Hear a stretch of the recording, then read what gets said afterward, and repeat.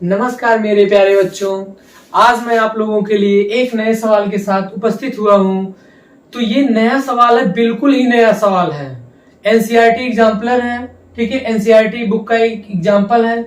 इस एग्जाम्पल को हम लोग एक नए तरीके से आज हम लोग सीखेंगे इसको, ठीक है। बहुत ही मजा आएगा। इस सवाल को बेटा जो है शुरू से आखिरी तक आप सभी लोग देखिएगा, ठीक है। और अपने दोस्तों के साथ शेयर कर दीजिए, क्योंकि ये सवाल जो है बहुत ही नया सवाल है, पहली बार हम लोगों को मिला। तो इस सवाल को हम लोग बहुत अच्छे से ही सीखेंगे, ठीक है। तो देखो ये सवाल का कथन क्या है, ये सवाल कह क्या रहा है। जमीला ने एक, यानी जमीला एक दुकानदार है। जमीला क्या है, एक दुकानदार है। जमीला ने एक मेज, एक क्या मेज और एक कुर्सी इतने रुपए में, यानी कि एक थी मेज और एक ठो कुर्सी, यानी कि दोनों मिला के 1050 रुपए में बेच दिया। कितने में बेच दिया? 1050 रुपए में।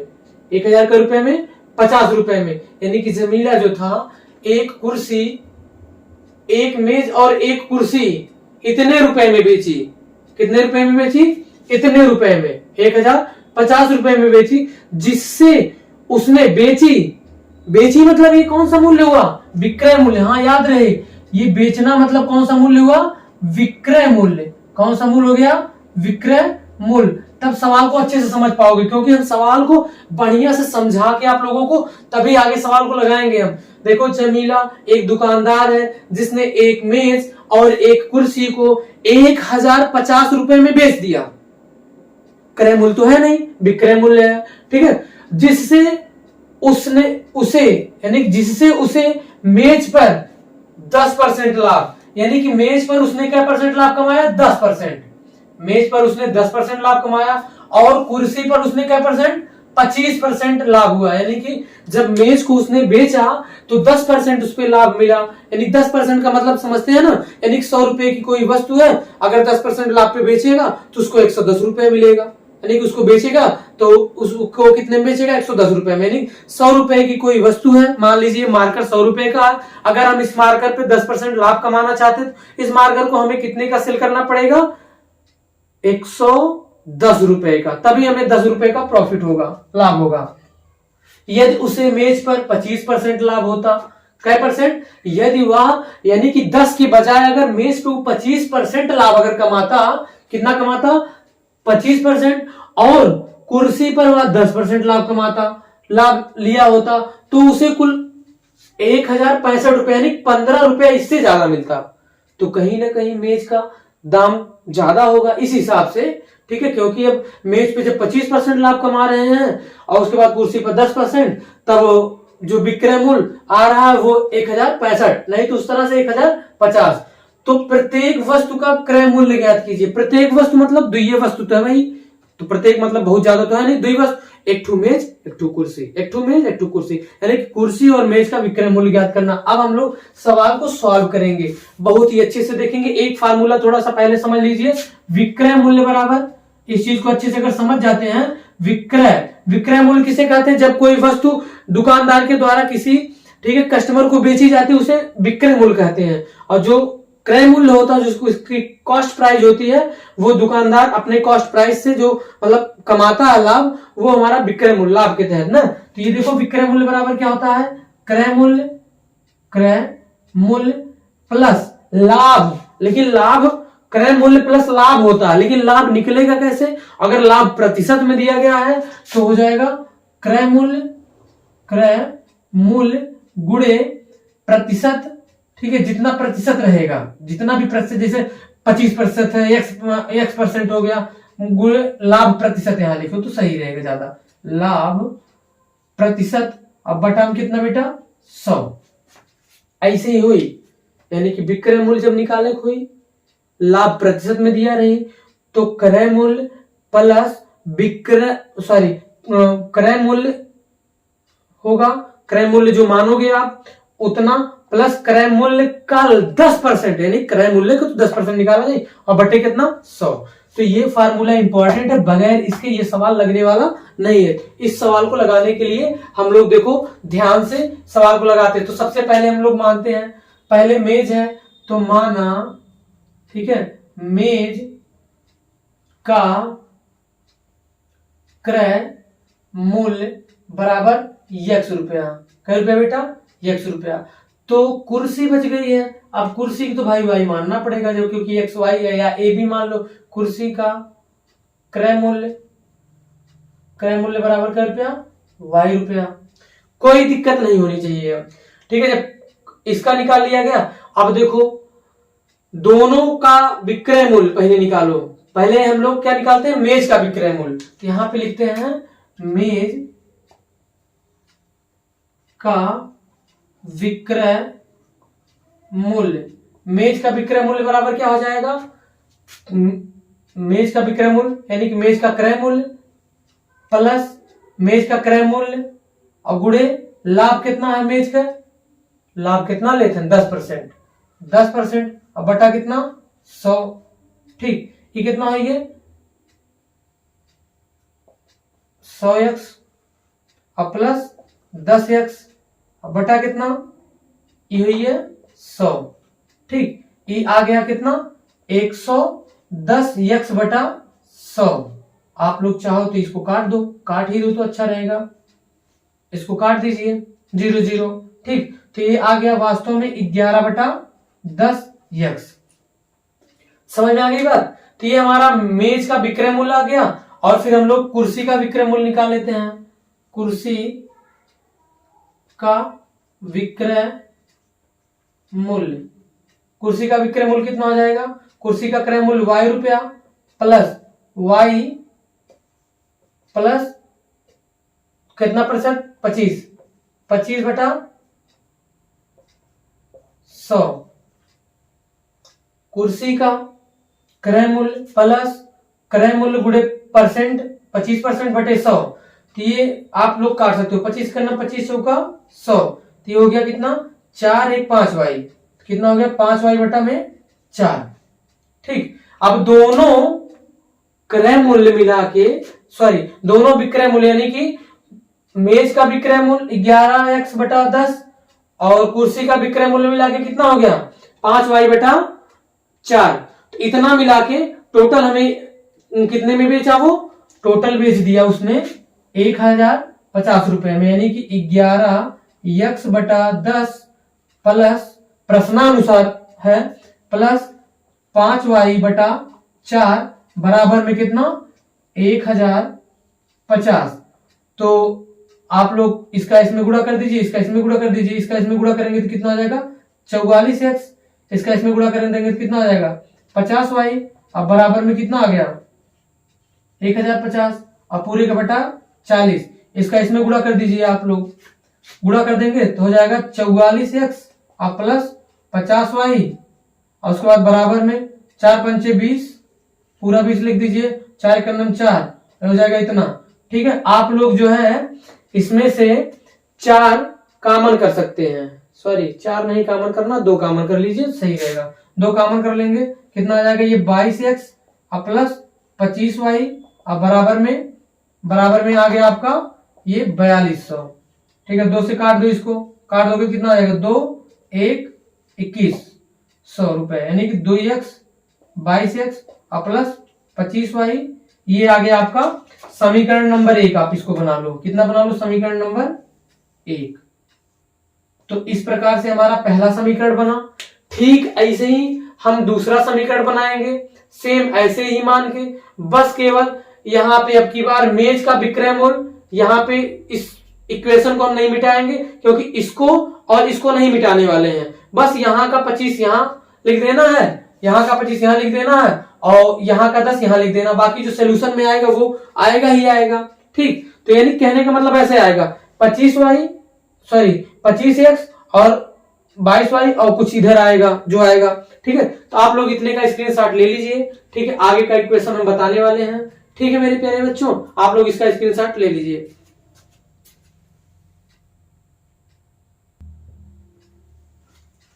तो आप लोग स्क्रीनशॉट ले लिए होंगे। चलिए अब हम मेज का नया वाला क्या है? नया वाला देखो यहां से है, यदि उसने मेज पर 25% लाभ कमाया होता और कुर्सी पर 10% लिया होता तो उसे कितना रुपया टोटल मिलता? 1065 रुपए मिलता। तो हम इसको लिख लेते हैं। ठीक है, ये पहली शर्त से था।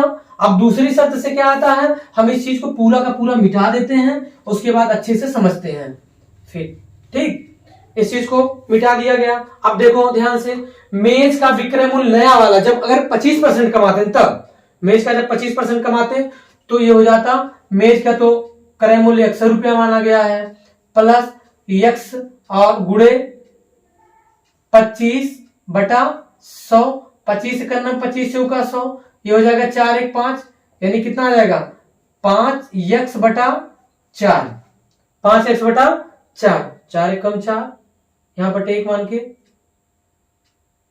फिर उसके बाद 1 1 नंबर 4 1 5x/4।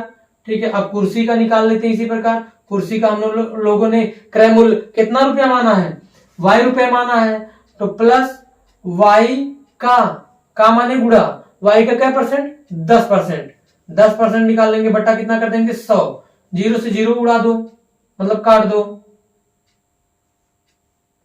10 से करना 10 1 11, ये हो गया 11y बटा में कितना 10। अब देखो नया वाला विक्रय मूल्य आ गया। नया वाला कब का है, नया वाला है हमारा, नया वाला जब मेज पे 25% कमाते हैं और ये कुर्सी पर क्या परसेंट कमाते हैं, 10%, तो नया विक्रय मूल्य ये आता, नया विक्रय मूल्य ये आता। अब ये दोनों विक्रय मूल्य के जोड़ के कितना रुपया कमाते हैं, 1065। तो नई शर्त से क्या हो जाएगा, यानी कि 5x/4 प्लस 11y बटा 10 बराबर 1065। 1000 कितना 65, 10 बचे 50x, ये कितना, ये 11 चौक 44 y अब बटा 4 दहा में 40 बराबर 1065। ठीक, क्रॉस मल्टीप्लाई कर देंगे, थोड़ा इधर लगा रहे हैं ना। अब देखो ये हो गया, यहां से 2 कॉमन कर लेंगे, 2 कॉमन करते ये हो जाएगा 25x और प्लस 22y। ठीक, और बराबर में इधर में गुणा कर देंगे, 4 5 20 के 0, 4 5 20, अरे एक 0 और बढ़ाना पड़ेगा ना, ये वाला तो कहीं गलत तो नहीं था, अभी देख लेते हैं वो। ठीक है, अभी उसको देख लेते हैं, गलत होगा तो भी सही कर लेंगे हम थोड़ा सा। देखो क्योंकि ये 0 अभी बढ़ा दिए हैं, ये 4 5 20 हो गया, उसके बाद 4 छक कितना हो जाएगा 24, 24 2 26, 26 के 6 हासिल 2, 4 5 20 के 0। ठीक, और उसके बाद 4 छक 24 2 26 के 6 हासिल 2, और के बाद 4 शून्य शून्य, ये हो जाएगा 2, और बाद 4 करना 4, गलत जरूर होगा वो, उसको देख लिया जाए थोड़ा। ये वाला 0 मान लो हो गया, 4 शून्य शून्य, 4 5 20, हाँ एक 0 और बढ़ेगा ये। ठीक, वो 42,000 आएगा, उसमें थोड़ा 0 बढ़ाने में हम लोगों ने गलती किया था। ठीक, उसको देख लीजिएगा, समझ आया। अब इधर देखो, इसका बुरा हो गया, और ये 2 से काट दो, इसको 2 से काटेंगे तो 2 1 2, इसको काट देंगे 2 2 4, 2 1 2 2 3 6, 2 0 बढ़ा दो, ये आ गया 25x प्लस 22y और बराबर में 21,300, 21,300। इसको समीकरण नंबर कितना बना लो 2। अब देखो भाई, अब एक बात हमारी समझ लो ध्यान से, इस बात को अच्छे से समझ लो कि ये जो है, इस सवाल को हम आज 2 तरीके से, एक बार इस समीकरण को जोड़ के, एक बार इस समीकरण को घटा के नया तरीका बताने जा रहे हैं। उस तरीके को ध्यान से देखिएगा। इतने का स्क्रीनशॉट ले लीजिए, ये पूरा का पूरा इरेज करेंगे, पूरा मिटाएंगे, केवल ये समीकरण दोनों छोड़ेंगे, पूरा एकदम साफ करेंगे ना, उसके बाद फिर तब देखिए।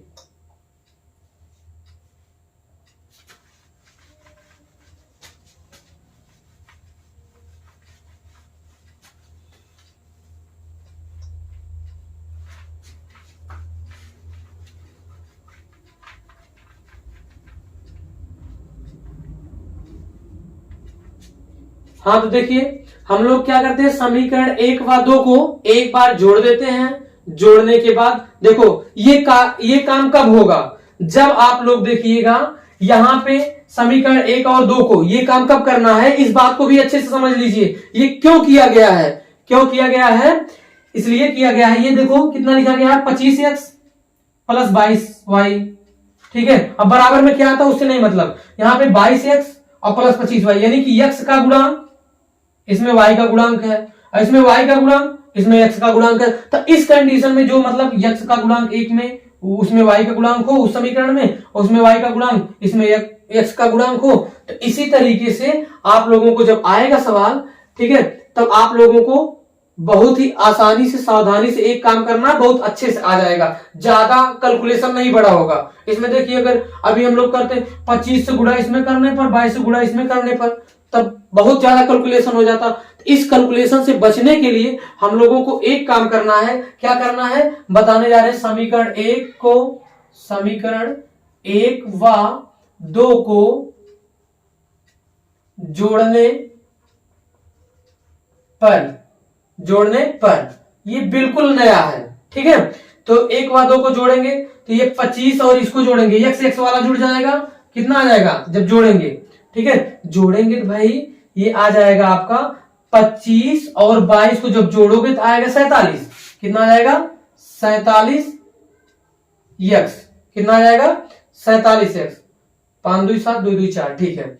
फिर प्लस इसको जोड़ दोगे कितना आ जाएगा 47 ही आएगा, कितना आएगा 47 y, और बराबर में कितना आ जाएगा 21, सॉरी 21 नहीं आएगा, अरे इसको जोड़ना पड़ेगा, 2 जीरो लग जाएगा, कितना लग जाएगा 2 जीरो। अब देखो 3 1 4, 3 1 कितना 4। अच्छा यहाँ पे जब जीरो बढ़ाया गया तो यहाँ पे जीरो नहीं बढ़ाया गया है, ये भी जीरो रहेगा, ये भी जीरो रहेगा भाई। जब यहाँ जीरो बढ़ाया गया है, देख लो एक बार गुणा करके चेक कर लो, सही लिखा गया है। जब गुणा करके चेक करेंगे तो एकदम सही आएगा, देखो ध्यान से। अब वो हो गया, इसको जोड़ लिया जाए, 0 0 मतलब 300, 3 0 मतलब 300, ये आ जाएगा 300। ध्यान से देख लो, ये तीनों जोड़ा गया, और उसके बाद 1 1 कितना हो जाएगा 2, और 2 2 कितना हो जाएगा 4। एक बार मिला लिया जाए, 0 में 0 जोड़ोगे 0, फिर 0 में 0 जोड़ोगे कितना आएगा 0, 3 में 0 जोड़ोगे तो आएगा 3, ठीक। 1 में 1 जोड़ोगे तो आएगा 2, 2 में 2 जोड़ोगे तो आएगा 4, ठीक है। अब देखो 47 यहां से कॉमन कर लीजिए, आ जाएगा x प्लस वाई, अब बराबर में 42 300, 42 300, तो x प्लस वाई बराबर 42 300, कितना आ गया 42 300, अब बटा कितना 47, कितना आ गया 47। थोड़ा 42 300 में हम लोग 47 से भाग दे देते हैं, भाग देने के बाद, ठीक है, भाग देने के बाद कितना आएगा, थोड़ा कैलकुलेशन कर ले हम लोग। भाग देंगे 42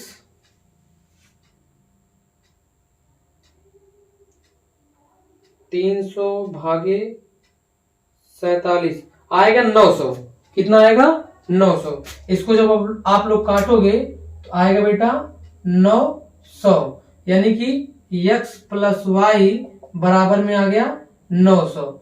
इस समीकरण नंबर कितना बना लीजिए, इसको 3। फिर अब काम करना वही, अब इस चीज को मिटा दिया जाए। अब की बार समीकरण 1 व 2 को क्या करने पर, घटाने पर, क्या करने पर, घटाने पर। समीकरण 1 व 2 को घटा दिया जाए, समीकरण 1 व 2 को घटाने पर, समीकरण 1 व 2 को घटाने पर, ठीक। अब देखो समीकरण 2 में से लिखो तो सबसे अच्छा, 2 में से, ठीक है, 1 को घटाने पर, बहुत अच्छा।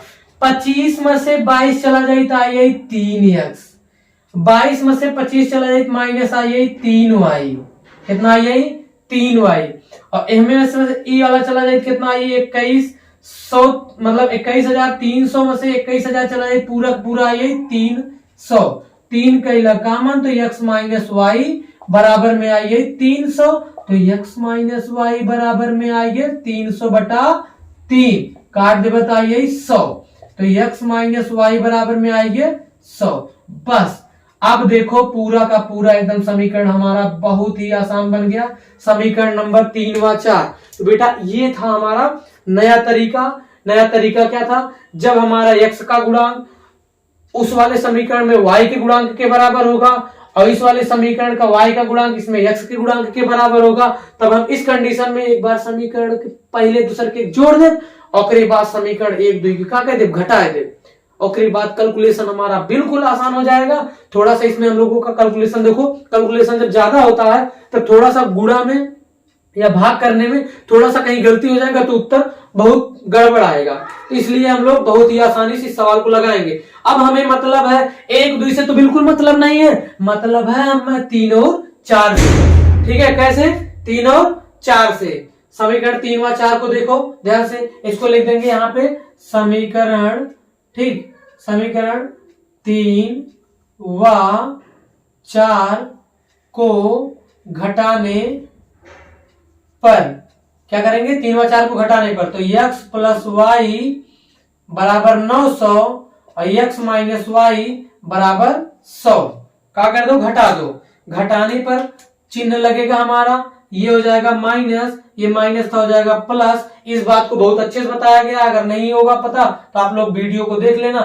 x प्लस में ये माइनस में कट गया, वाई वाई जुड़ जाएगा तो 2y आ जाएगा। अब बराबर में आ गया बेटा 800। कितना आ गया? 800। तो y बराबर में 800 बटा 200 कट जाएगा तो आ जाएगा 400। y बराबर कितना आ गया? 400। ये y हम किस चीज का मान माने थे? कुर्सी का मूल्य। किस चीज का माने थे? कुर्सी का। यहाँ पे था, लिखा गया था, मिटा दिया गया है। कुर्सी का मान हमने कितना माना था? 400। अब इसी समीकरण 1 में हम लोग रख देंगे, समीकरण किसमें रख देंगे? 3 में, यानी कि समीकरण 3 में y बराबर 400 रखने पर तो ये हो जाएगा x प्लस वाई का मान 400 बराबर 900 और x बराबर कितना आ जाएगा? 900 माइनस 400 और बराबर में 500। मेज का मूल्य कितना आ गया? 500। यानी कि एक मेज जो था उसका क्रय मूल्य 500 रुपए और एक कुर्सी का मूल्य कितना क्रय मूल्य है? 400 रुपए। इसी तरीके से हमारा सवाल ये लग गया है। आप लोग जो है ज्यादा से ज्यादा इस वीडियो को अपने दोस्तों के साथ शेयर करना ताकि उन लोगों को भी पता चले ये सवाल किस तरह से लगेगा। ठीक है, तो बेस्ट ऑफ लक मेरे बच्चों, आप लोग पढ़ते रहिए क्योंकि अब की बार आप लोगों की हाई स्कूल की परीक्षा है। मेरी यही कामना है कि आप लोग जो है अच्छे से अच्छा नंबर पाएं, अपने माँ बाप का नाम रोशन करें, साथ ही अपने गुरुजन का भी नाम रोशन करें। धन्यवाद।